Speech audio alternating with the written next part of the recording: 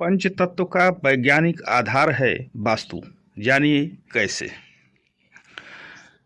अग्निकोण के देवता यानी दिशा का स्वामी अग्निदेव को कहा गया है।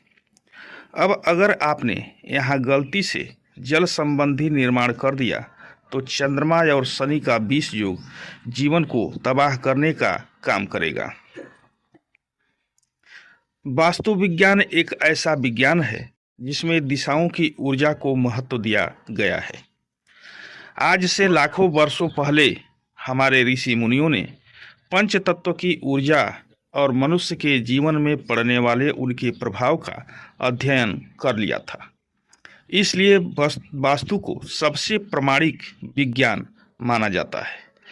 इसे हम दो उदाहरण से समझ सकते हैं। वास्तु में पृथ्वी तत्व का स्थान नैऋत्य कोण होता है। राहु को इस दिशा का स्वामी माना गया है।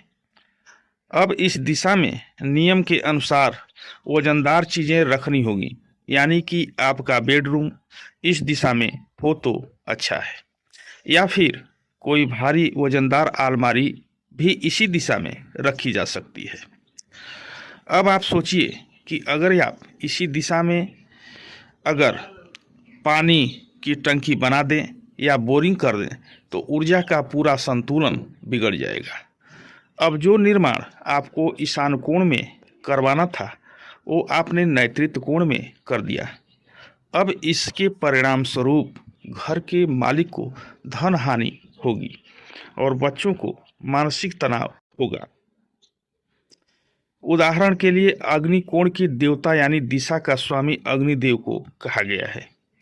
अब अगर आपने यहाँ गलती से जल संबंधी निर्माण कर दिया तो चंद्रमा और शनि का विष योग जीवन को तबाह करने का काम करेगा।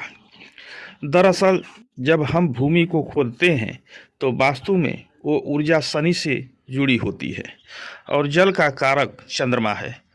अगर अग्निकोण में जल होगा तो शनि चंद्र दोनों बिगड़ जाने हैं।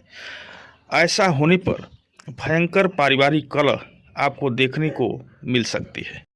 इसलिए वास्तु एक ऐसा विज्ञान है जो पूर्ण वैज्ञानिक है।